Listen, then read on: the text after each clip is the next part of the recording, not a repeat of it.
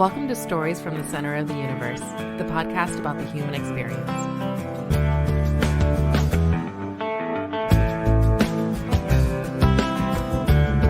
Bill Coffin, welcome to the Center of the Universe. It's great to be here. I really appreciate you bringing me on there, brother. Yeah, man. Hey, I always viewed your accent, Bill, as an Army accent, but you haven't lost a little bit of the Boston accent, have you? It still comes out. I mean, it's you're right. I've been in the Army for a while.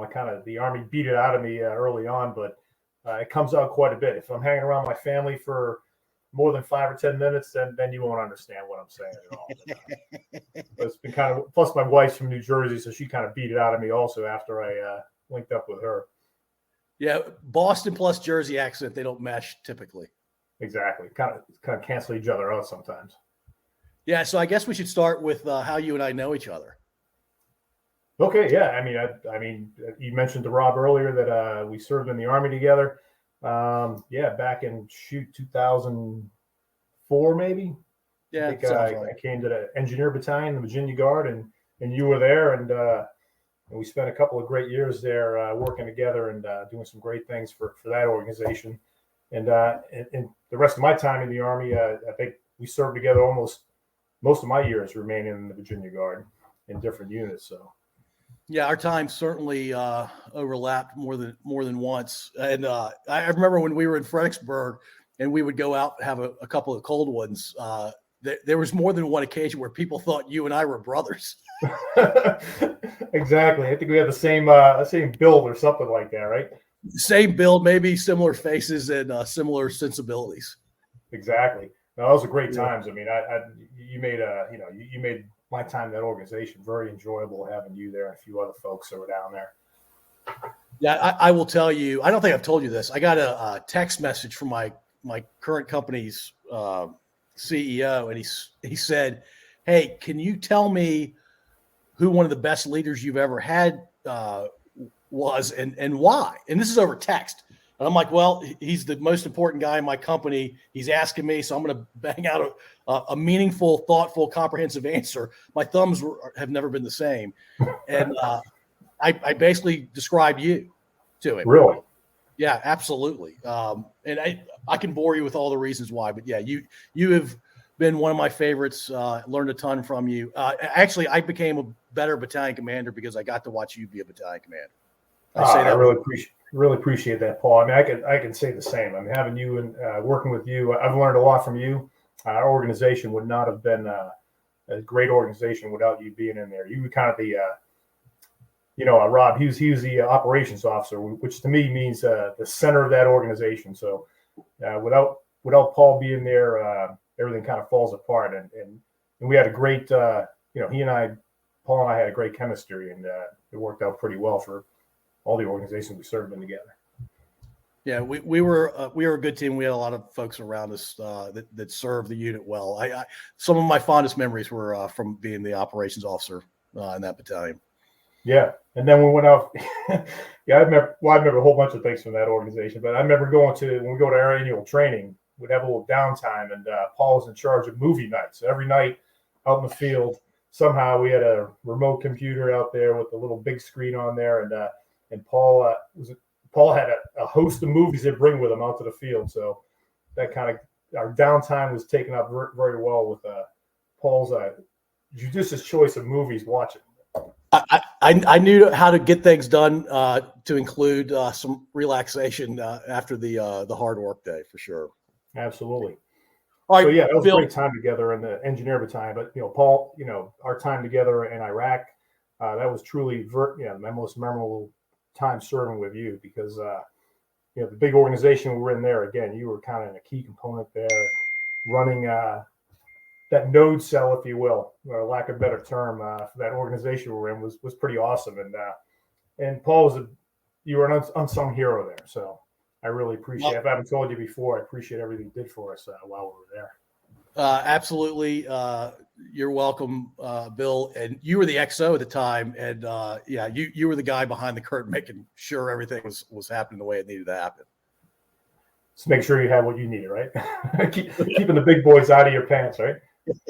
Well, that was one of your jobs. Absolutely.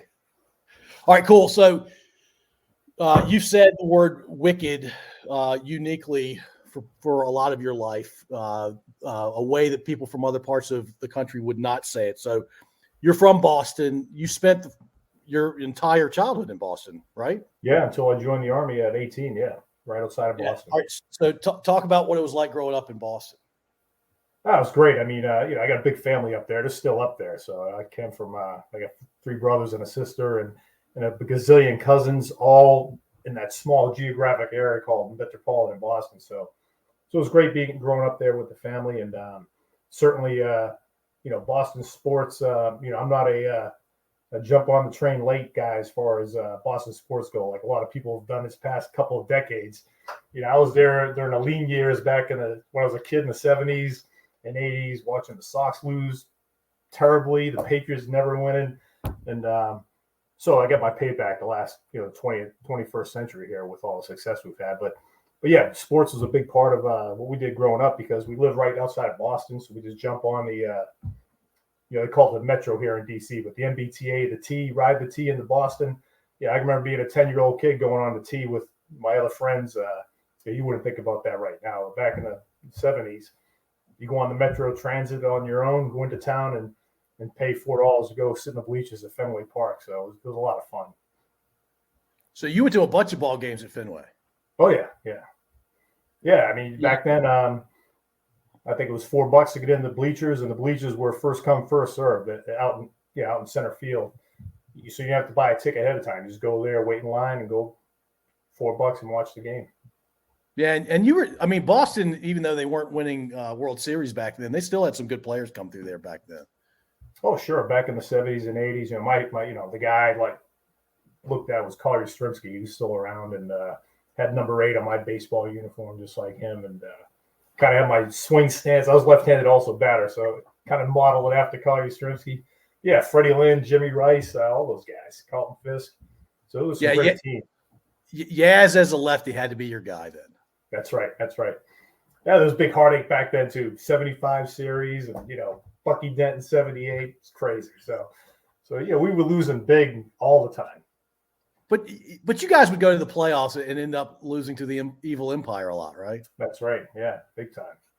Yeah, I remember good friends of the family brought me to Yankee Stadium when I was in '78 to see the Red Sox play there, and back in the 70s, it's pretty dangerous around here if you had a Red Sox hat on or a shirt going to Yankee Stadium, even as a kid. In the Bronx? Yeah. In the Bronx, yes. I mean, I remember they were throwing they're throwing bottles at the Sox outfielders in there and everything, and so it was quite the experience. But yeah, so it was a big rivalry with the Yankees back then. Since then, but it's kind of eased off a little bit. But going there as a kid was quite the experience. Yeah, going back to pro sports, you're more of a football, baseball guy because the Celtics were pretty good part of your childhood, right? Yeah, sure. In the 80s, they were a big team in the 80s. We're watching a little bit. Yeah, it wasn't my main sport, but yeah, they were huge back in the 80s with Bird and all those folks. The Bruins, they weren't doing too much until recently here. Yeah, so Bruins my team now. All 4 of the Boston teams for the 4 major sports have won at least one since 2000, and the Patriots have won 6, which is I can't fathom because I remember the Jim Grogan, the helmets where the Patriots snapping the ball between his legs kind of thing, and they got blown out by the Bears in the 85 season, 86 Super Bowl. And I'm poor Patriots have been to this one out of all these years, and they get blown out after they get there. Right, it's rough. Well, of course, the Patriots have a few more Super Bowls if you didn't steal our boy down there to Tampa. So. Well, I don't think we stole him. I think Belichick was done with him, right? Maybe. It's different theories in there, but yeah, that's probably true. Yeah, and it's not hurting my feelings that Brady's coming back for at least one more year because whenever Brady does hang it up, which I'm assuming it's after this upcoming season, my team's going to be bad for at least 8 years. Well, he just sent their coach on his way, didn't he? Or did Brady have a part in that? I have a feeling Tom had a big part in that. Yeah. I'm pretty sure he said, if I come back, Bruce is doing something else. Right. That should be a pretty exciting year down there in Tampa. Yeah, I mean, I'll take it for all it's worth because I really do believe we're going to be bad for a long time after Brady finally retires. All right, so were you when you weren't in school, you weren't at home doing whatever with your parents? Were you just playing sports out in the neighborhood, just messing around? Yeah, pretty much. Playing little league baseball, pop Warner football, just hanging out with the neighborhood kids until it got dark, until street lights came on. That's when you had to go back to the house, and that was it. Outside all the time. Did your parents have a clue where you were? Not really. No, they just said be home. After dinner, you go out. When street lights come on, come back to the house. So that's it. That's how that's all the kids' parents were back then. They knew we were safe in the neighborhood, hanging out with each other. Yeah, that was pretty universal. That was happening in Virginia too, for sure, back in the day. Right. Yeah, and to think about kids now being left unchaperoned at the age of 8 for even 15 minutes scares parents. Yeah. Well, scared me when my kids were growing up. When they were that age about 10 years ago, the same thing. You used to worry about them more because I don't know if you're more aware what the dangers are out there, or if the world's changed in the last 20, 30 years. I don't know, but it's definitely a different perspective. But in my mind, the kids kind of lose a sense of independence and being able to handle things on their own a little bit too. So it's kind of a trade-off. Yeah, I mean, safety's good, but unchecked safety can't be good. And as parents, one of our jobs is to help our kids become independent by the time they're adults, and it's hard. It's hard to find that balance. Right. No, you're exactly right. All right. So you mentioned you're one of 4 boys and you have a sister. What number out of the 5 are you? I was the youngest boy. So I was the 4th youngest boy. And then my parents finally had a daughter. So I guess they gave up after that. So they're like, we're going to keep going until we get a girl. That's what it seemed like. I don't know. Oh, man. Were your older brothers just like 2, 4, 6 years older than you, or was there a significant age gap? That was a pretty good gap. My next brother is 6 years older than me, and my oldest is 10 years older. So it was a pretty big gap between number 3 and 4 there. So, my sister and I are a lot more closer because the brother's a lot older than I were. It's about 3 years between me and my sister. Yeah. Okay. So you and your sister were in high school at the same time when you were a senior. Yeah. She was a freshman, kind of thing. That's right. Yeah. And you looked out for her. Nobody messed with her because you were around. That's true. That's the way it worked, man. Everybody knew everybody else. So, and if they weren't afraid of me, they knew that she had 3 older brothers, adult brothers, back at the house too. So she had no problems growing up. Who weren't afraid to maybe smack a couple guys around. Yeah. No, not at all. Not at all. Things were handled a little differently back in those days, right? Absolutely. Corporal punishment wasn't a concept; it's just what happened. That's right. That's right. So when you were like I don't know, freshman to junior in high school, did you have ideas of what you wanted to do as an adult? Any idea? All my brothers, my dad, all worked in the construction business and work in heavy equipment, those types of things. So surely I think that's what I wanted to do, would be an engineer. Didn't really know what that meant in high school, but I kind of wanted to go to college. So that's how I ended up in the Army. You didn't have a lot of money to go to college. So I did enlist as in the Army for a couple of years to get some college funds. And, and that ended up getting me to college in a different route. But, that's kind of the way it went. But, I didn't really have a lot of aspirations when I was in high school to join the Army. Didn't know anything about the Army. Didn't really know anything about the Army when I enlisted until I got to a basic training that I learned pretty quickly. So none of your brothers joined the Army? One of my brothers joined the Navy for a couple of years. And he did like a 5-year tour and then he came out. But no, the other brothers hadn't now. Yeah, and it sounds like you grew up with fairly humble beginnings. Your dad, did you graduate high school? Graduated high school, and like the rest of his family, a lot of people in our neighborhood or in our area kind of went worked in the construction business, and there's a lot of that in Boston. A lot of construction work going on back in those days, so that's what a lot of the folks did. Yeah, and people started making money right away because they needed to make ends meet versus this highfalutin notion of going to college. Yeah, that's right. That's right. So, all right. So, I got so a little fortunate because I was one of the youngers, and maybe had a little more foresight from my parents after my brothers got older. That maybe they kind of channeled me into going to college. So, worked out pretty good. yeah, and you joined the Army, and as you just mentioned, they could pay for school. What was education reimbursement like back when you entered? Oh, I think, man, that's a while back, but I think I signed up for 2 years, and I would have ended my time in service with $12,000 to go to school, which the schools I wanted to go to were probably about $4,000 or $5,000 a year. So that would have gotten you through 2+. Yeah, pretty much. And 2-year enlistments. Who's ever heard of such a thing? I don't know. Like I said, I didn't really know anything about the Army. Didn't want to go in for 4 years, but some recruiter said, "Hey, I'll give you some good money and get you in 2 years." I know you sending me to Germany, so I said, "Hey, I'll go to Germany for 2 years and come out of it with some college money." And it's a good decision at the time. All right, where did you end up going to basic? Fort Leonard Wood, Missouri. First time I was ever on an airplane, man, going out to Missouri. So. Oh, that was the first time you were in a plane. Heck yeah. Yeah, you took a commercial plane, and where do they land commercial planes to get you to Fort Leonard Wood eventually? They bring you to St. Louis and then put you on a bus with a bunch of other 18-year-old Joes, and some reasons some drill sergeant gave me an envelope that said I'm in charge of these Joes, getting them from St. Louis to Missouri. So I was like the bus captain.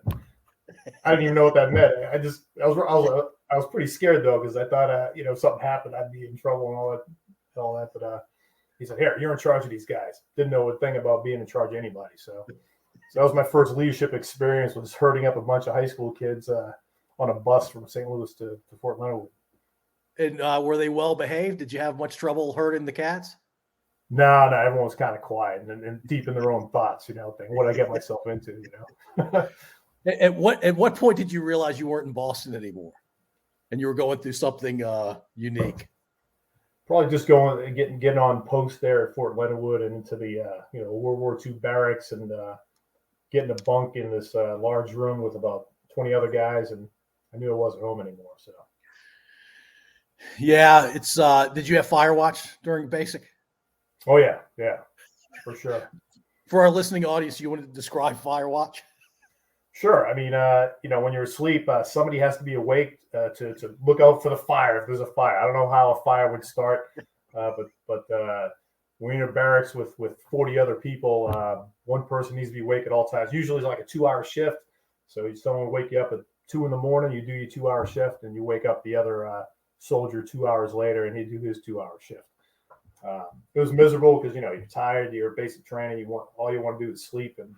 And then if you get caught sleeping on fire watch, it's like a major offense, like they're going to court martial you or something like that. But it's bizarre. It's just kind of a way to indoctrinate young kids into the way to think in the way the military thinks, Yeah, I've had to pull fire watch a few times, and I was never sure what part of the building I was supposed to be looking at for a potential fire. That's right. What's your when you're basic training, you're hungry all the time. So one time when I was on fire watch, I went to the day room and raided the candy machine, which you weren't supposed to do. It was off limits during the day. So I figured I'd sneak it to fire watch, but they caught me. I don't know how they caught me, but they caught me. They must have cameras on there, surveillance. I don't know, but so I paid for that for a couple of days after that. There's somebody on Watch the Fire Watch guy. I guess there was someone there, Big Brother or something. But I got busted. Oh man. What's your fondest memory from basic? That's a good question. It's so long ago, but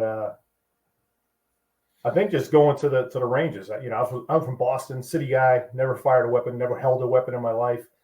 So when I go out there and finally got to the ranges and had this thing called a rifle in my hands, which first time ever. So that was pretty exciting. So that was about the most memorable moment for me. It was just going out there and learn how to shoot a weapon and doing that kind of stuff. Were you a good shot?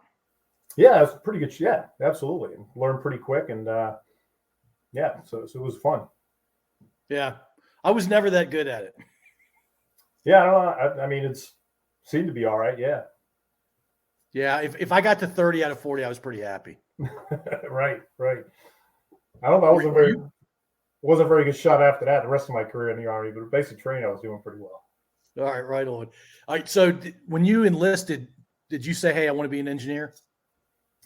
Yeah, that's a funny story. So like, I wanted to be, like I said, my family, my brothers, my dad all ran cranes, heavy equipment, that type of stuff. And that's what I want to do in the Army. So the recruiter said, sure, you can do that in the Army. You can run heavy equipment and bulldozers and bucket loaders and all that stuff. Showed me the video, all these high-speed soldiers building airfields and everything. I said, that's what I want to do. And he goes, all right, I got just a job for you. 12B combat engineer. And you and I know what 12B combat engineer is, but in the Army parlance, that's not an equipment operator. That's the combat engineer is just an infantryman with a shovel.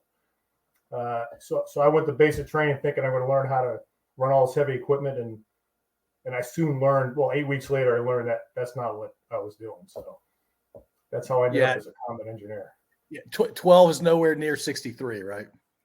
Exactly. But I 100% sure knew I was going in there to run Army heavy equipment, and went through all basic training, then went to AIT and advanced individual training. I said, where's the bulldozers, man? And the drill sergeant dropped me for 20 push-ups or something like that. Here's your bulldozer, D-hand shovel. They wouldn't even let you look at them? No, I didn't remember seeing them while I was there. Well, so you did AIT at Leonard Wood as well, right? Yeah. Was it intentionally one station? One station unit training. Yeah, you go to basic training, you get a weekend off, and then you start your combat skills training. They gave you a whole weekend, huh? They did.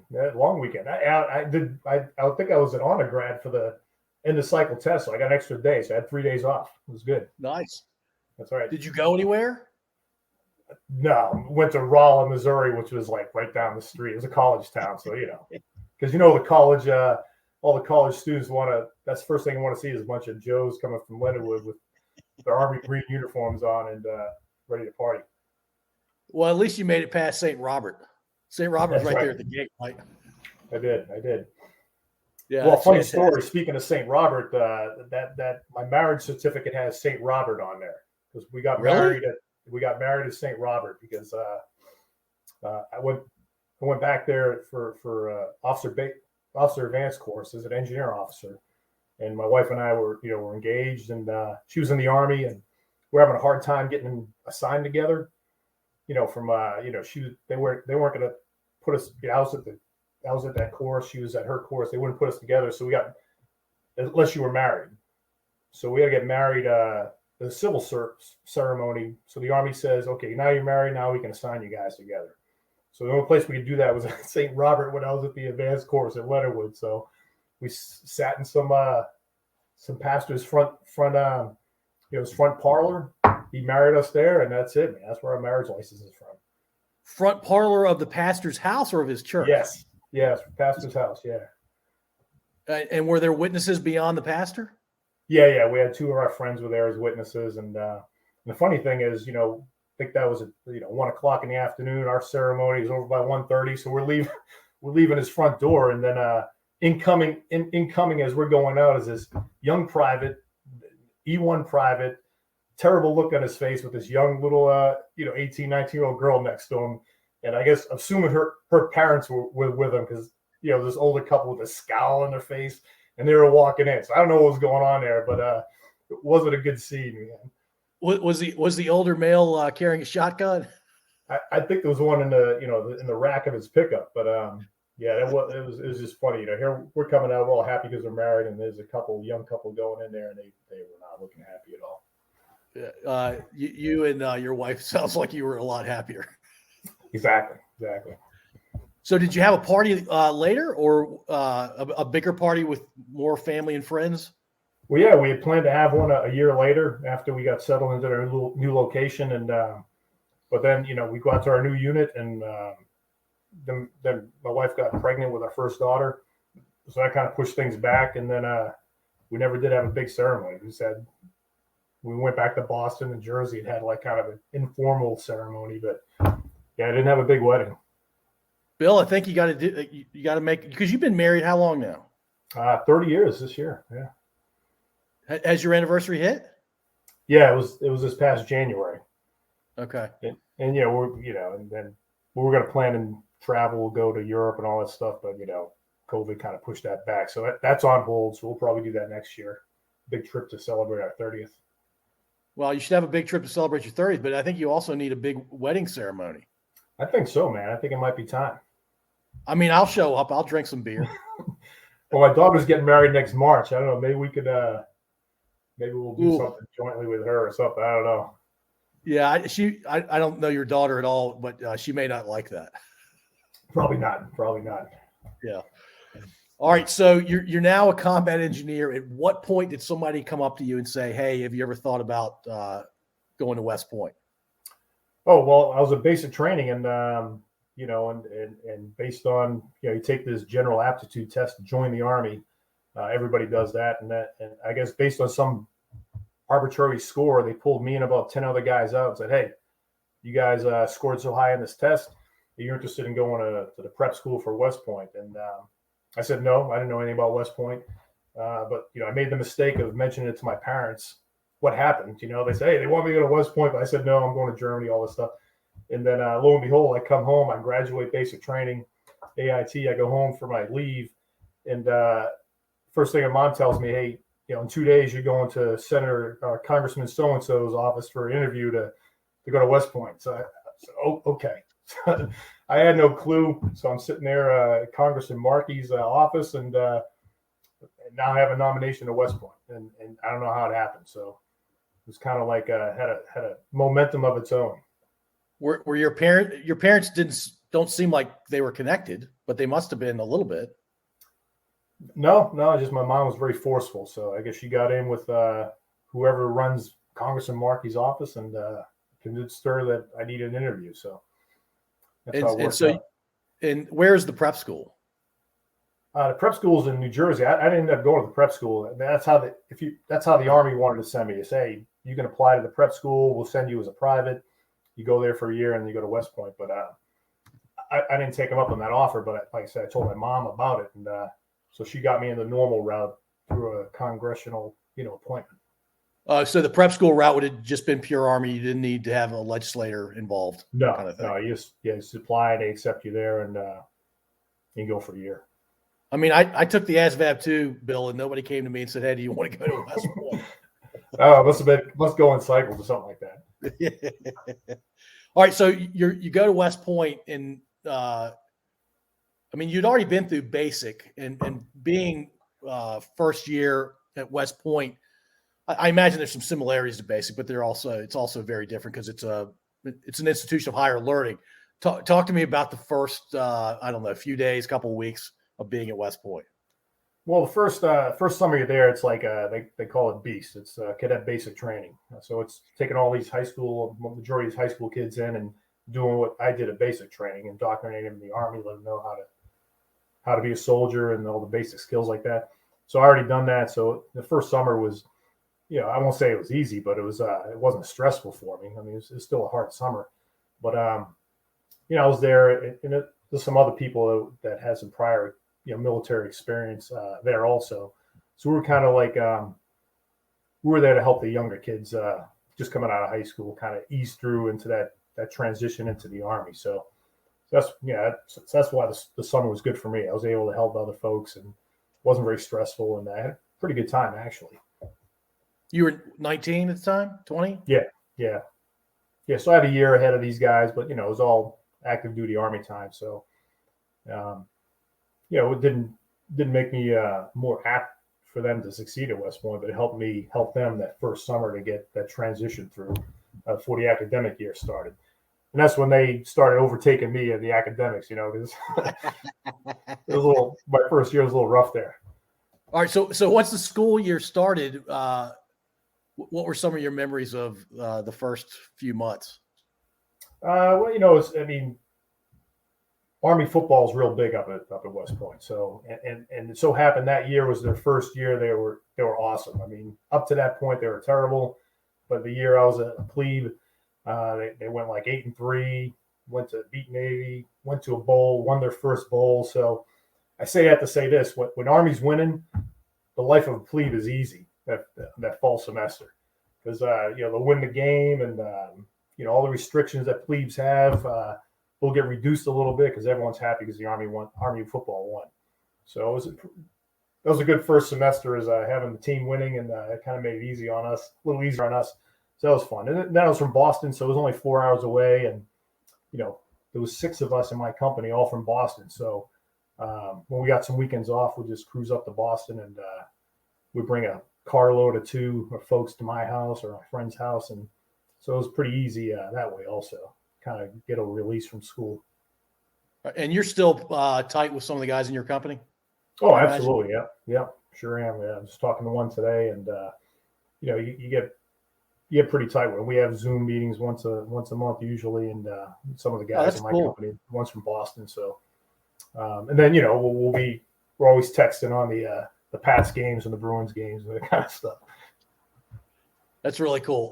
What was it like eating a meal as a plebe? Yeah, that was probably not the most enjoyable experience, because you're there, you're at a table of 10. There's 3 plebes on at one end of the table, and they're in charge of all the duties of the table. So there's a gunner, there's a beverage corporal, and a dessert corporal, I think. But everyone had their own duties, and you had to memorize. So there's 10 people at the table, 3 are plebes, and there's 7 upperclassmen. So you had to memorize all the 7 upperclassmen's menu desires, what they liked, what kind of beverages they liked, this kind of stuff, whether they had dessert or not.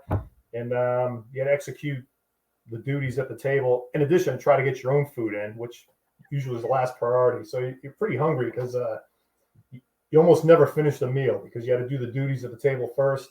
You're there for like 15 to 20 minutes, and then when it's time to leave, the bell goes off, everybody leaves the table, and your chow's still left on the table. So it's pretty interesting. If you're a varsity sports player, all those plebes sat at their own varsity team tables. Like the football players sat at football tables, the basketball players sat at the basketball tables. They didn't have to do those duties, or very, very limited duties. So they ate well, because of course you want your football players not to go starving at their meal time. So I was not on a varsity team, so me and the rest of the majority of my plebe classmates had to take care of the duties at the tables. So you have those duties 3 meals a day? Yeah. Back then, anyways. I think it's changed a bit now, but yeah, it was 3 meals a day, except the weekends. Weekends you had chow on your own. So it was just the 5 school days. And it was the same 10 at the table?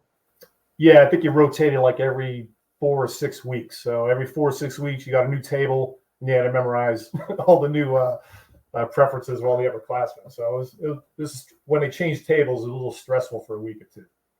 Yeah, I bet. So on a Tuesday in the middle of the fall semester, at what point, and after the school day is done, do you have time where you can study, or is it pretty chaotic all day long?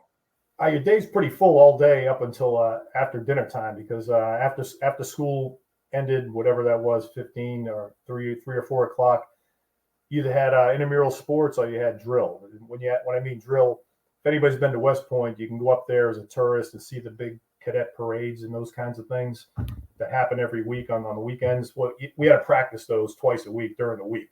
So after our studies were done, 4 o'clock we'll be out on the drill field practicing our parades for the great American public that was coming Saturday. But after dinner time, like from 7 o'clock on to 11:30 was your time to study. So that nobody really messed with you in the evenings. As long as you stayed in your room. If you're outside your room, you were free game, but there was no duties or anything like that. So that was your study time. All right. So you survived your first year. Yeah. No problems. Yeah.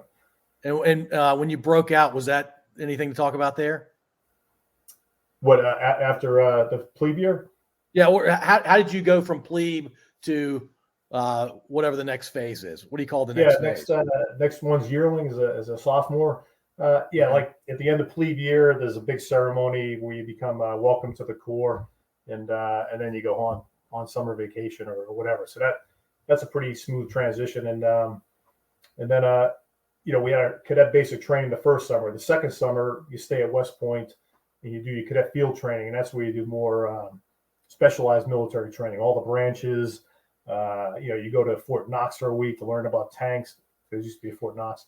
you do all your kind of combat training that second summer. So that's a pretty good summer. That's with all your classmates. It's pretty intense, but that's where people start learning to feel what they want to do in the Army as far as a branch goes, and those types of things. And so the process to figure out what you were going to do after West Point, did you have a top 10 list for MOSs?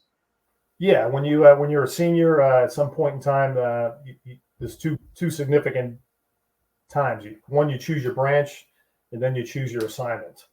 And you go to this large auditorium with all your classmates, and it's done by class rank. So you sit in an auditorium, so your number one academically class ranked guy gets his first choice of branch.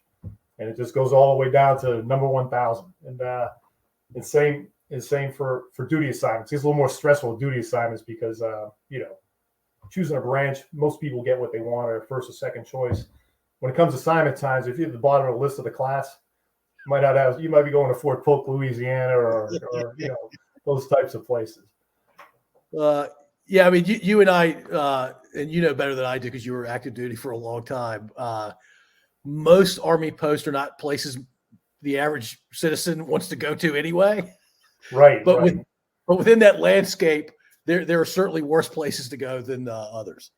There are better ones than others. Yeah, like places like Fort Carson, Colorado, or Hawaii are certainly rank a little higher than Fort Polk, Louisiana, or Fort Knox, Kentucky. Yeah, you've been to Schofield Barracks? Yeah. So I only went there for a couple of weeks, but I'm like, only the Army finds the armpit of Oahu. Puts an Army post there. That's right. Yeah, it's probably not the best part of the island, but you are in Hawaii, so that kind of balances out. But yeah, you're right. You're right, for sure. Yeah, when you have some free time, you're not far from a beach, for sure. That's right. Michael, what was your first assignment? First assignment was in Germany, so I was fortunate enough. I was high enough to get to Germany. I wasn't high enough to get the place I wanted to go in Germany, but I did make that threshold to go to Germany with my first assignment. So it's pretty interesting back then. That was when the Cold War was still on, 1988. So a lot of great experiences over there. Different Army. Everything was focused on. Well, everything comes around, goes around. I guess we was focused on the Russian horde coming across the Fulda Gap, and now they're doing it again. So it's pretty interesting just to kind of see how things play out. But it was a good time to be in Germany at the time. It was like 250,000 soldiers in Germany. It was 2 corps, 4 divisions. So it was like, if you a good chance of going to Germany with all your peers and all your friends. So it was a good time. Yeah, and our presence before the latest shenanigans with Russia and Ukraine, there weren't nearly as many. What's the personnel down to now? Maybe a division, couple brigades? Couple brigades, yeah. That's maybe 40,000, maybe, or something like that before we started sending troops over there. Yeah, so 20% of what it was back in the late 80s. Yeah. Well, after the wall came down, we divested our forces over there for other reasons, I guess. But it was pretty interesting. I was there when the wall did come down in 1989. I talk about the Fulda Gap. That's kind of the geographic place in Central Europe. The Russians, the Soviets were going to come hording across and take over the rest of Europe. So our wartime mission was to defend that Fulda Gap. I was 3rd Armored Division. And we happened to be up there my company was up there doing a training exercise that week in the Fulda Gap when the wall came down. So we're up there with our CVs, our combat engineer vehicles. You know those, right? Sure.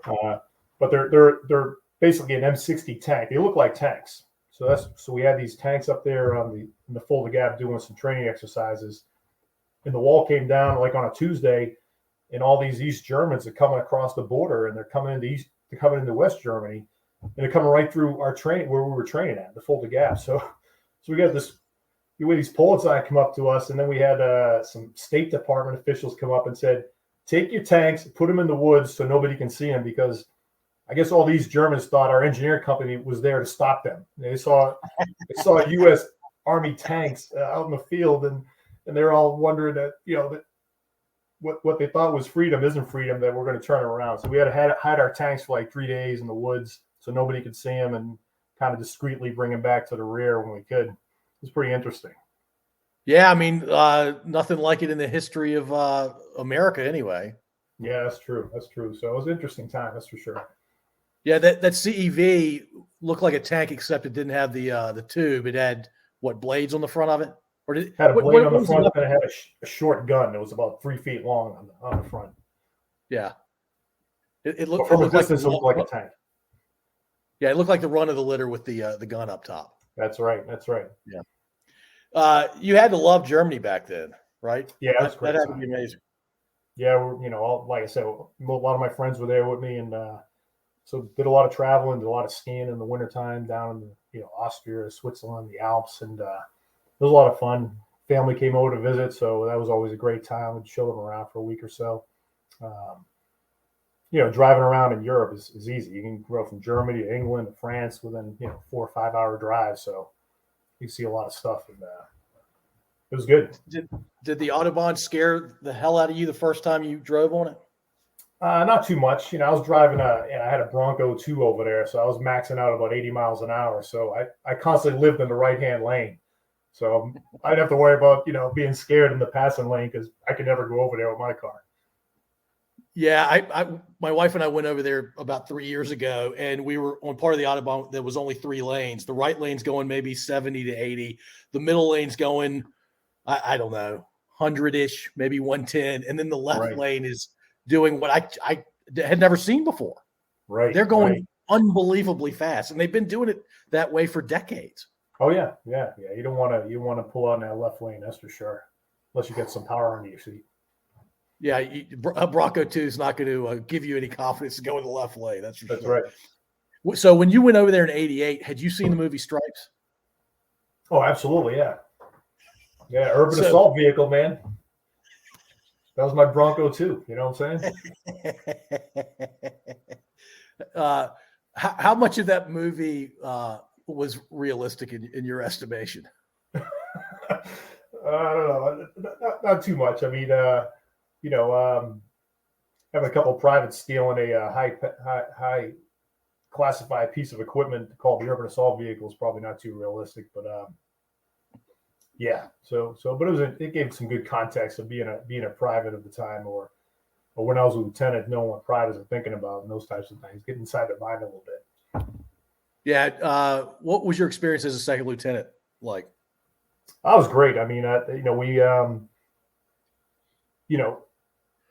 had been a private before, so it kind of helped me out a little bit to understand, the soldiers in my platoon when I was a platoon leader. So I built up pretty good rapport quick, made best friends with my platoon sergeant, which is a smart thing to do. Had a great platoon sergeant, a couple of great platoon sergeants. Let him pretty much run the platoon as far as the soldiers go. But having that background as an enlisted man kind of helped me a little bit with my first group of platoon members.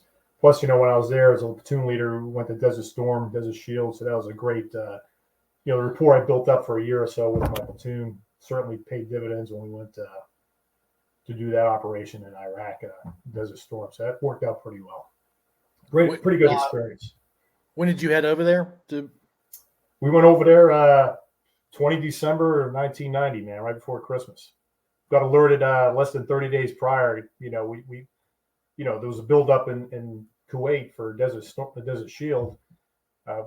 We didn't think anybody from Europe was going over there until November, and they said, "Hey, 2 more divisions are going from Europe." So we had about 30 days to pack our stuff up and get it on a boat and head overseas. So it was a lot of didn't have a lot of time to think about it, which was kind of a good thing. We just executed. So it was a pretty good experience as far as that goes.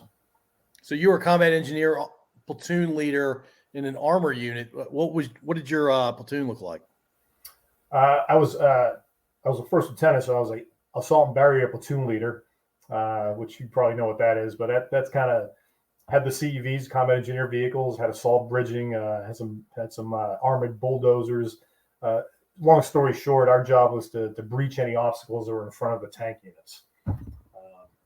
So we did that, and so my platoon kind of grew to about 70. Actually, I had a platoon of 70. It was my base platoon. I had 2 line platoons with me also as a breaching force for any obstacles we might have encountered in front of the tank brigade. You were the guy in charge. So the first lieutenant A and B platoon leader ended up being plussed up when you were actually doing breaching. We did for this mission, yeah, absolutely. Got 2 line platoons with me and some more class 60 CEVs with, they put together this device called a mine rake real quick to help put on these combat engineer vehicles to help breach through minefields. It was kind of a jerry-rigged solution that was put together in about 2 months, but I had 4 of those also. So, we expected to have large minefields in front of us, and so we kind of outfitted the organization to handle that threat, along with a bunch of MICLICs, mine clearing line charges, explosive 2,000-pound explosive demolition lines that blew up a lane through a minefield. So we had several of those in the platoon also. So did you guys encounter minefields? No. I mean, as the tactics went for the operation, the U.S. forces did that left hook around the end of Kuwait, so there was no obstacles out that way. I mean, the only people who really encountered obstacles were the Marines that were kind of going right up the middle in Kuwait, but our armored divisions went around to the left and countered into a minefield, so didn't execute. And it sounds like you didn't have to fire any MICLICs either. Nope, didn't. We did fire them after the after hostilities were over, when we piled up, and U.S. forces consolidated all the Iraqi ammunition and artillery rounds, all these ammo dumps that the Iraqis had. So we ended up using the MICLICs. They're 100 meters long. It's just a 100-meter long demolition charge. We just wrapped those around the piles of Iraqi munitions, and that's how we got rid of Iraqi munitions. Just to kind of exploded the MICLICs to take out the whole pile. What was the safe distance for that? Well, it was kind of do it by your pants. We didn't really have any calculations because it wasn't in the tactics manual, but we learned real quick the safe distance we thought was supposed to be. We should have went back about another 500 meters. So it was pretty intense. So we got rid of our MICLICs that way. What's your guess on how many pounds of stuff you were blowing up? Oh, I mean, these are mountains of ammunition rounds. So, the MICLIC itself was 2,000 pounds, which was, who knows? I mean, I'm sure there was tons and tons of demolitions and rounds and those kinds of things that were blowing up. So we backed off quite a bit. The safe distance was probably something like Saudi Arabia, maybe. Maybe. I will tell you this: after about 2 days of the Army engineers doing that, they ceased work at the operations and took that mission away from the combat engineers and gave it to EOD because we're getting a little out of hand with it. So, engineers, once they get a taste of explosions, tend to go a little nuts. That's right. Well, we have this calculation constant we use, or it's P for plenty. Every calculation you do, you multiply it by P. So P for plenty, plus it up.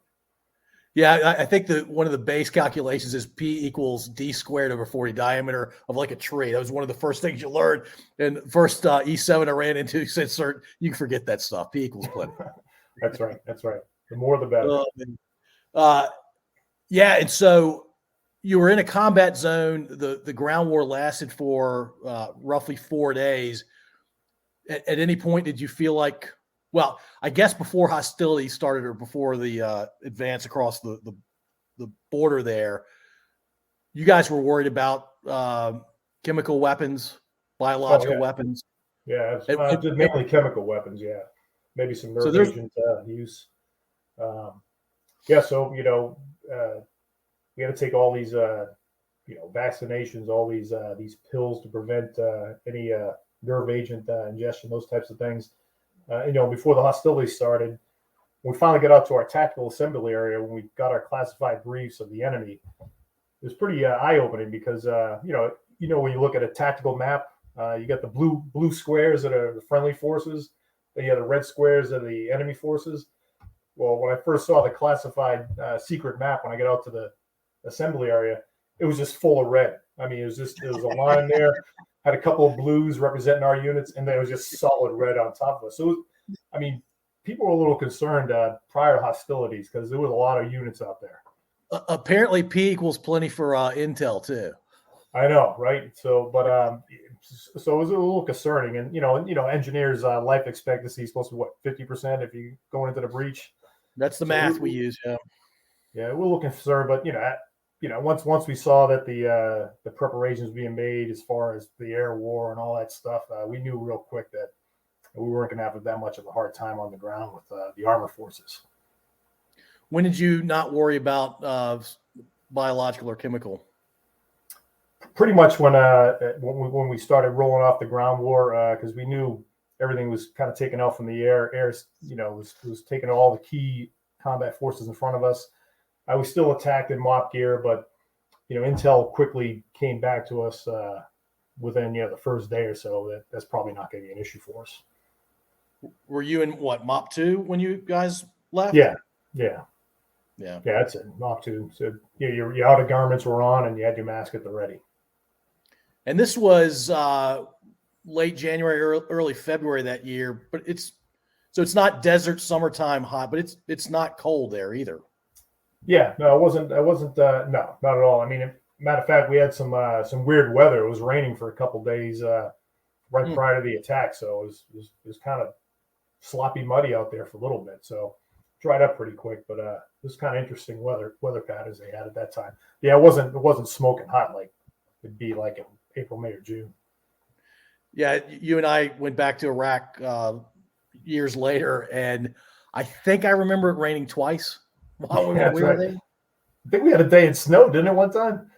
That was the day I went on R&R. I missed that. Oh, is that right? Yeah. Like first snow in like whatever, decades. Yeah, when I got back, somebody's like, yeah, it snowed the day you left. I'm like, are you kidding me? I'm like, how often does that happen? They're like, apparently once every 100 years. That's it. Well, it was a good sign, man. It was send you home for some vacations. That was good. Yeah, it's definitely absolutely good. All right, so how long were you in armor units?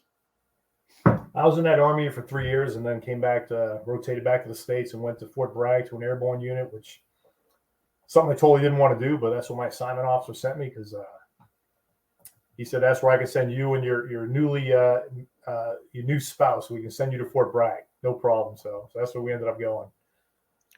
And your commitment out of West Point was what, 5 years? Yes. 6 years? Yeah, 5 years. Yeah. And so you go to Bragg and you're like, okay, are you thinking lifer at that point? Or are you thinking I'll just do my 5 and be done? I didn't really put a lot of thought into it. I figured we'll do this assignment is here and see how it goes. And it was a pretty good assignment. We were there for 4 years and liked what I was doing. So just stayed in for another assignment. And then lo and behold, 30 years later, got a career. Were you, I may have this wrong. Was it the 37th Engineer Battalion for the 18th Airborne Corps? Yeah, that's correct. Yeah, you got that right. How do you remember that? Wow. I pulled that out of the way back machine. That's exactly right. And the 37th, what did that look like? Just at a high level for the casual listener. It's a combat engineer unit that has company of combat engineers that do breaching obstacles. It also has a level of heavy equipment that does airfield repair and seizure. So the main mission of that battalion is to jump into a combat area where, the airfield's been damaged, airdrop the bulldozers and other heavy equipment, fix the airfields to bring in follow-on forces. That's one of their main combat missions as an airborne engineer battalion. It's pretty cool stuff, right? Yeah, it's fun. I mean, yeah, absolutely. I mean, it's jumping out of a plane 3 or 4 times a month, which is kind of fun as a young guy. I don't know about being an older person doing that, but it was good. A lot of camaraderie there. Great organization, great leaders there, and we had a pretty good. Living at Fayetteville wasn't the best experience for our family, but being in a unit at Fort Bragg was a pretty good experience. Yeah, by the way, I was in an A and B platoon as the platoon leader in the Fredericksburg unit, actually. And I think when I was the platoon leader, it went from A and B to A and O. Yeah. Well, that's how it was. The 37th was A and O also because it's lighter. But I think assault and barrier probably stayed with the heavy units, the tank units. A and O, I think, was with the light engineers. And maybe I'm confusing the A and B part. Then maybe it was A and O the entire time because we were light engineers out of Fredericksburg. Yeah. Maybe I looked at the wrong manual one day and thought we were heavy. As a second lieutenant, I really didn't know what I was doing for the first year or so. Right. Well, 37's mission is similar to what the 229th was back then. Same kind of structure. Yeah, that's really cool. By the way, sorry to go back to Desert Storm real quickly. Which corps were you part of? I were in 7th Corps, 3rd Armored Division. So yeah, okay, yeah. Was that the proudest point in your military career, you think? Well, it was certainly a highlight as far as the camaraderie with the organization we had there. Had great soldiers in that platoon I was in, but even the whole battalion, all my buddies were over in the other units.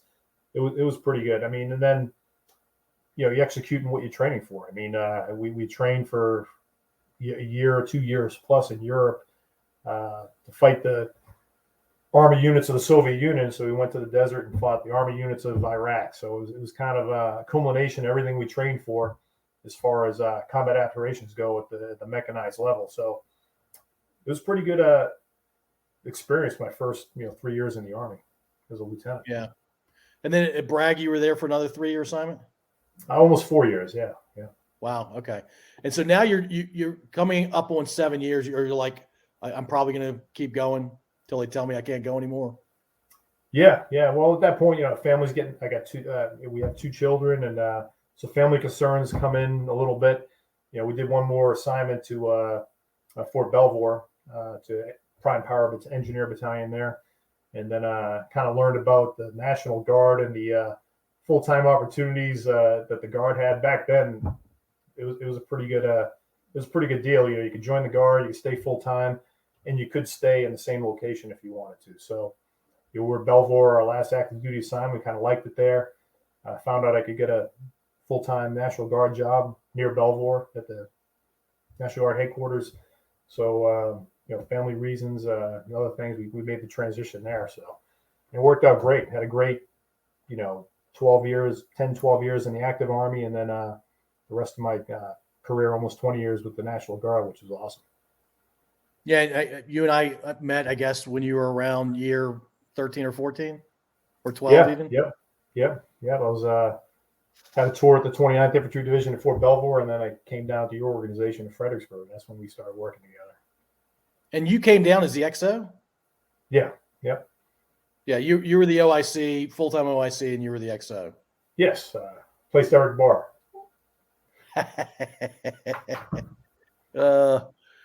Yeah, funny you mentioned Eric Barr's name. When I think of Eric Barr, I think of all we thought about was recruiting back then. Yeah. We would have countless hours spent in small rooms talking about how to recruit kids. Yeah, that's true. That was a new thing for me. I just come off active duty, and you don't recruit when you're an active duty person. So going to 229th engineers and learning we had to do all this recruiting stuff in our evenings, and I was a little resistant.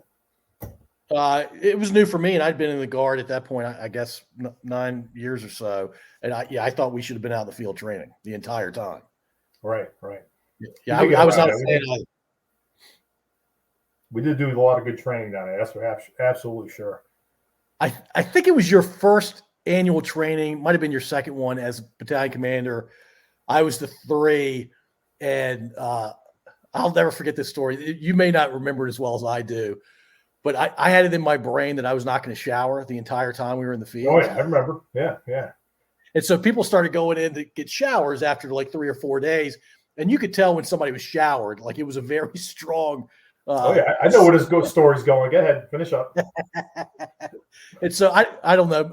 My memory's not great, but it's day 11, maybe day 12, and Sergeant Major Holcomb comes up to me and said, "Hey, sir, let's go take a ride."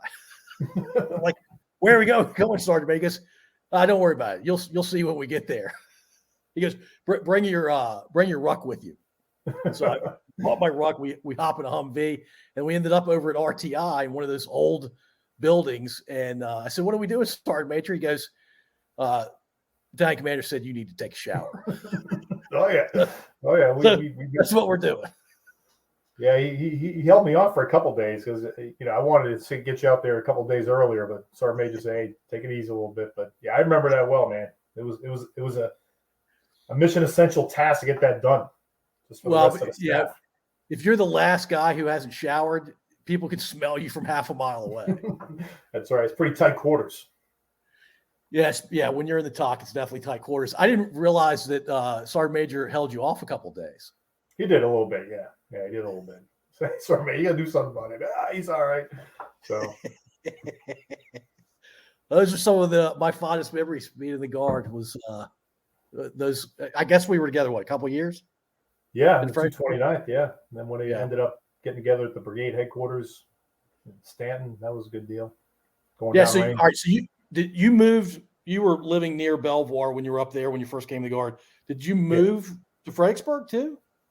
No. I just commuted to Fredericksburg, which was less than an hour commute, so that worked out well. Then I got assigned to Stanton. That's when we moved to Stanton. Yeah, that's a pretty big move. How old were your kids when you moved to Stanton? Oh, they were like 8 and 10, 7 and 10, maybe. Yeah. So not super formative years. It wasn't like you were pulling them out in the middle of 10th grade or something. No, we're right on that cusp there. So their formative years were in Stanton. So all their friends are from, because we spent 12 years there. So they pretty much, they went to high school there and all the rest of the grammar school. So that's where they got all their friends. Still have a few friends from here when they were younger, but most of all their friends are when they're growing up in Stanton. Yeah, and Stanton's not DC Metro, right? So it's a pretty different place. Oh yeah, a lot different from Northern Virginia, that's for sure. Yeah, I went there kicking and screaming. I mean, General Phillips like, hey, I need you in Stanton. So, well, all right. He's like, so you need me there 12 months from now? He goes, no, I need you there like next month. So we moved there. We weren't too happy about it, but ended up we loved living in Stanton once we got down there. It was a great experience. Well, the organization was good, but it was a great family experience also being down there. Yeah, a lot of really solid salt of the earth kind of folks. Community's very strong. Family really matters in that community there. Sure. Yeah, and they're pretty tight. You're a guy from Boston. Did you feel like you were fitting in pretty quickly? Or they knew you're an Army guy, and so yeah, he's an Army guy. He's good. Well, that's yes and no. I mean, when you go to, doesn't matter where you're from. If you're not from Stanton, you move to Stanton, you're an outsider. It doesn't matter. I mean, we were there 12 years, and we're still considered an outsider 12 years when we left, which is fine. I mean, but they don't treat you bad or anything like that. But you definitely have a feel that you're not a true Stanton person. Well, it's funny. It's people that live in or near mountains, or people that live in or near water, like rivers or lakes, or like near the Chesapeake Bay. I was talking to a guy who. I asked him where he's from, and he said, well, I was born in, and he named a place that wasn't in the county we were in. I said, but you're from here. You've been here for most of your life. And he said, yeah, but people that are actually from here don't consider me from here. I said, but you've been here 5 decades. He goes, man, let me tell you a story. I was at a funeral the other day. The deceased was 88 years old. He had moved here. His family moved here when he was 1. And at his funeral, they were saying he wasn't from here. Oh, man. Yeah, I can relate to that. That's for darn sure. That's right. Oh man! All right, fondest memory in the Guard. Shoot, man, that's a lot of time to think about. Either fondest memory or favorite assignment.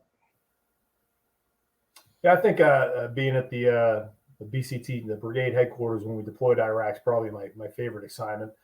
We did some great things over there. We had a very diverse mission. And in our organization, we put a lot of people together with diverse background and went over there and knocked it out. I think we did great.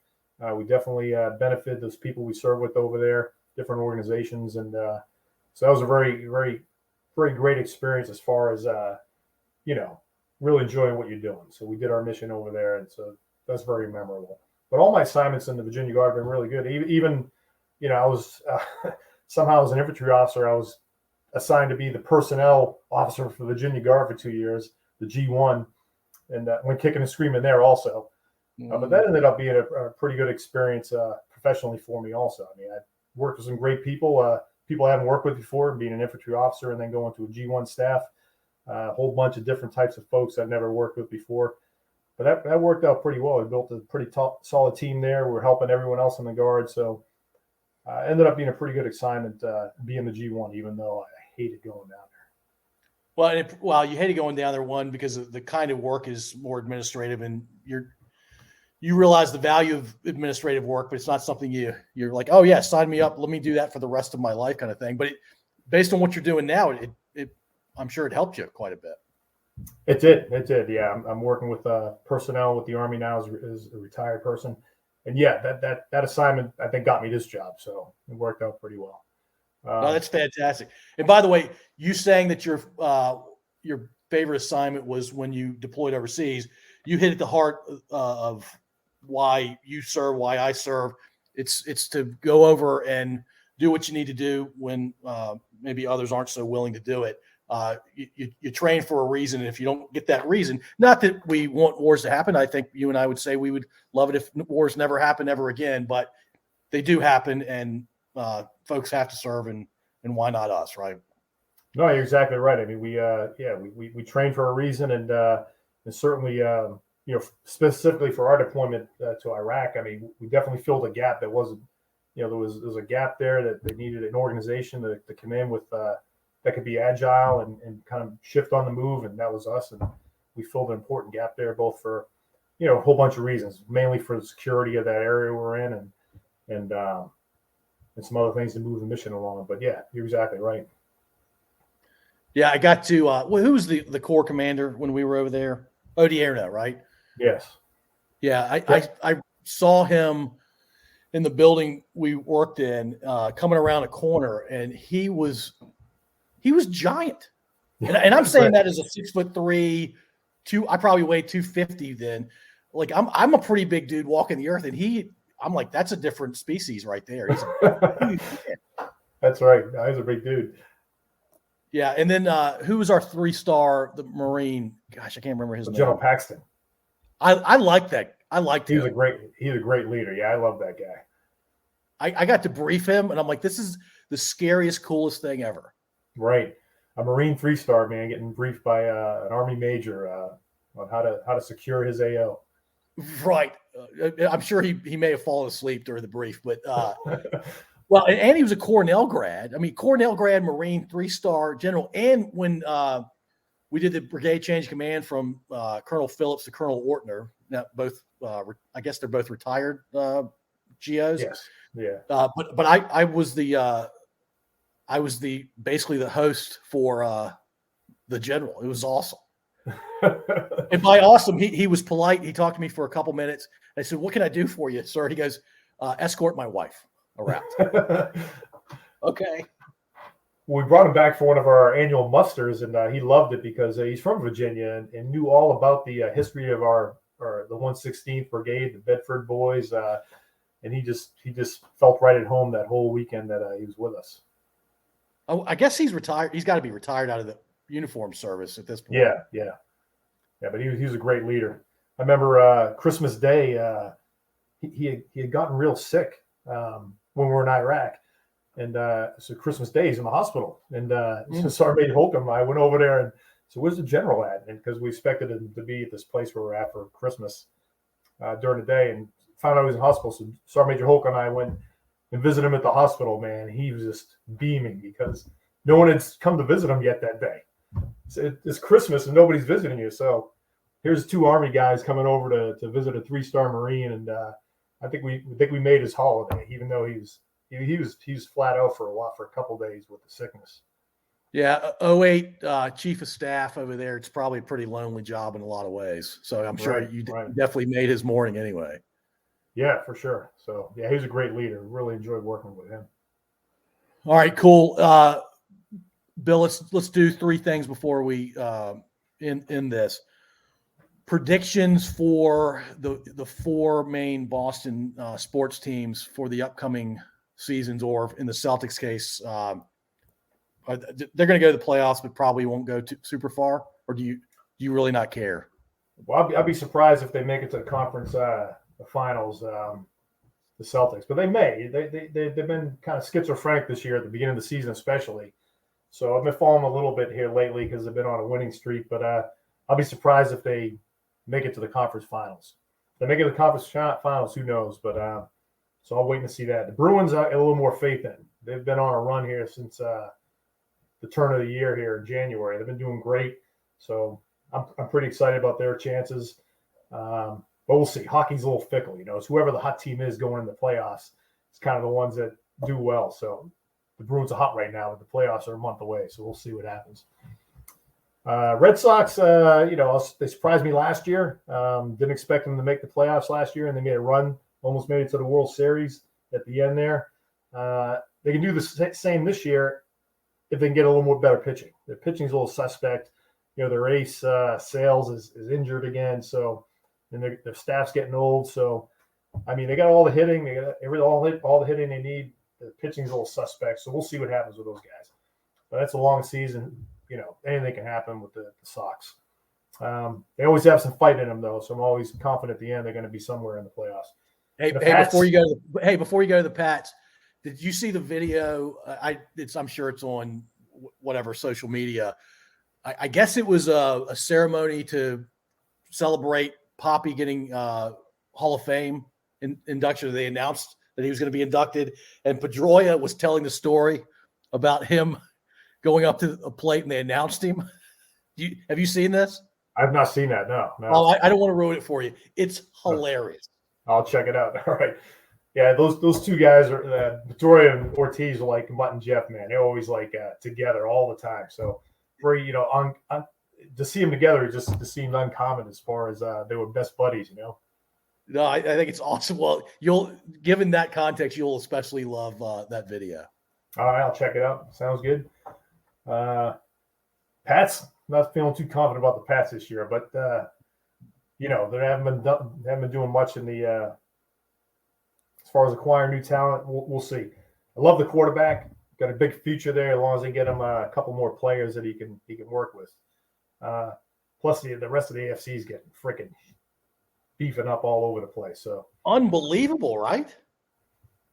Yeah. I mean, you got Denver's going to be tough this year. I mean, Kansas City's always Cincinnati, so it'll be tough. But you got Buffalo, San Diego, maybe even Las Vegas.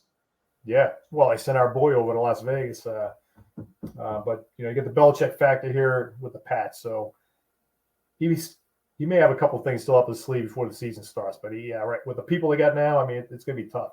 You get a little more talent there. Yeah, I think you're probably, as a Pats fan, looking at the next 3, maybe even 5 years of the Bills being the favorite to win the division, at least going into the season. Yeah, that's for sure. But, I mean, I've had my fill of Super Bowl rings. You'll get there one day, maybe. What are you, 1 right now, 1 or 2 in Tampa Bay? That's funny. That's right. Once you get 6, 7, 8, it's like, well, I'm okay if they don't win anymore, at least for the next couple of years. We'll see. Yeah, I'd say you've lived a great sports life, given all the championships that have been won in Boston the last 20 years. Well, the one, I don't get too upset about losing games anymore, but when the Pats lost that Super Bowl in 2008 during that undefeated season, I was sitting in that green bean down there at the IZ, and that we were in Iraq when that game was on. It's like 3 a.m. or something out over there watching the Super Bowl. And I'm sitting there. I'm like the only guy with a Pats fan on. And for some reason, everybody hated the Pats that year. They still do for some reason. But I'm the only guy down here with a Pats shirt on. I know we're going to win the game. And then the end of the game was rough, man. I got abused pretty bad. It's 4 a.m. I'm like hanging there and just getting pummeled. So, I mean, look, most folks that if they're not from New England, and the fact that the Pats had already won, a couple Super Bowls at that point? Yeah. If not 3 at that point. People like the underdog typically. There is such a thing, and you're not one of them, but there is such a thing as a mass hole too. And so it gets associated with the Pats. Right. Yeah, so I may have told you the story before, but Charlie Martin and I were roommates, as you know, and we were in our chew watching because we were fortunate enough to have a TV where we slept. And I think we got 2 channels if we were lucky. And but the Super Bowl was on. AFN made sure that we were going to be able to watch the Super Bowl. And when Plaxico Burress scored that game-winning touchdown, Charlie and I were in our underwear, hugging each other, jumping up and down. Yeah, I bet. Man, oh man. Oh man. I'll never forget that. And I didn't care whether the Giants won or not. I was pulling for the underdog. Absolutely. Yeah, as you reminded me pretty much every weekend when we're over there. Yeah, we weren't over there much longer. We might have been over there maybe not just a few weeks after that Super Bowl, right? Yeah, we're rolling end of February, I think, right? Yeah, that's right. February, end of February. Yeah. All right. Second to last thing. This is a weird transition. It's weird every time, but it's something we've done with 90% of our guests. You're a talk show host, one day only, one night only. You get to decide who your guests are going to be. One guest, female. Second guest, male. Third guest can either be musical or comedic. So you can pick a stand-up comedy person, or you can pick a musical group or a soloist. And they can be alive, they can be dead, they can be famous, they can be people you know well. It can be a family member. It can be whatever you want it to be. Thought-provoking, fun, whatever. Who are your three guests? All right, one female, one male, and one musical person or comedian person. Yep. All right. Let me think about 2 seconds here.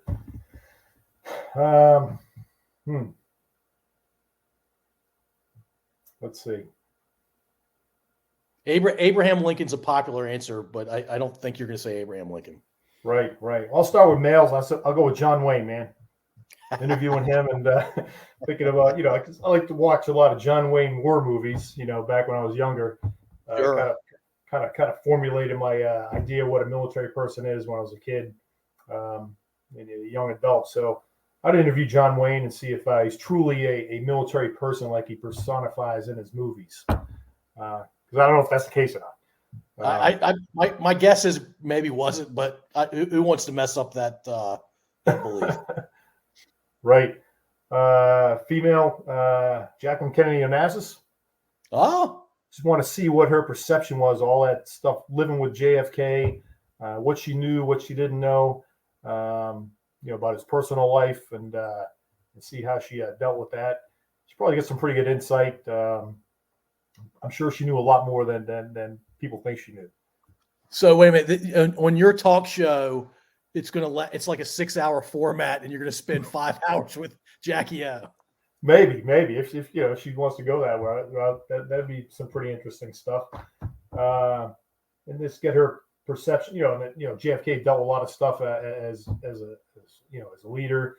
Get her perception as a family member, what he was going through, all those crises that he had in his life. All right, comedian or musical? Yeah, musical. I go Eddie Murphy, man. One of my favorite comedians. One of the funniest dudes ever. That's right. I'd interview him and see, if he's truly like that in his real life. The persona that he shows the world, is that truly Eddie Murphy? I'd like to think it is, but yeah, back to the John Wayne comment. Who knows? Who knows? So that's my quick three right now. I'm sure I can think of some more if I have some time. I'd watch your talk show. That sounds entertaining to me. Sure, why not? A little historical perspective, kind of let the current generation know a little bit of what we went through when we were growing up. I like it. Sure. All right, last question. Tell me about your family. Family. Family. I love my family. I mean, that's kind of what drives me right now. And what people always want to say, what your obituary is going to say, or what's going to be on your tombstone, and just. Good father, good husband is what I want mine to say. I mean, that's what drives me, and it's kind of driven me. Being in the Army, as you know, it takes a lot away from, your family and those kinds of things. And they've been through it the whole time with me, and so I'm really proud of what they did to support me, and I'm here to support my kids, everything they want to do, and to be a great husband. So, great family. And now we're all together here back in Northern Virginia. Spent a lot of time apart when we were down in Stanton. My kids were off at school and living here and living there. I was geo-bacheloring for several years, so it's great. Now we're at a good place now. We see each other all the time, and it's pretty good. Give us names and ages, but don't give us your wife's age, please. Okay, my wife Rebecca, my son Billy's 26, and my daughter Rachel's 29. Outstanding. And what are your kids up to these days? Well, my son works for Adobe. He works up here in Northern Virginia. He went to Virginia Tech. He got a systems engineering degree. And he's loving life right now. They're both working from home, so that's pluses and minuses. But he lives in Arlington, loves it. My daughter is a law librarian, lives up in D.C. with her fiance. They'll be getting married next March. She loves what she's doing. and she's been doing a lot of teleworking also. So the past couple of years with all the teleworking, me, my wife Rebecca, and the kids, we've seen a lot of them because they rotate. They come down and spend the week with us and work from our house. One would come 1 week, one would come another. So definitely seen a lot of them the past couple of years, a lot more than we would have when we're back to normal. Everybody's, off working in their offices. Yeah, I mean, the pandemic had some benefits, right? It did from that perspective, at least for the Coffin family, that's for sure. Yeah. All right. I'll end with this. I have a lot of memories of you, Bill, but two of them I remember being in we were planning the next training year, and I'd been part of this process a few times, and we said, all right, yeah, we drill the first weekend of every month, and you're like, really?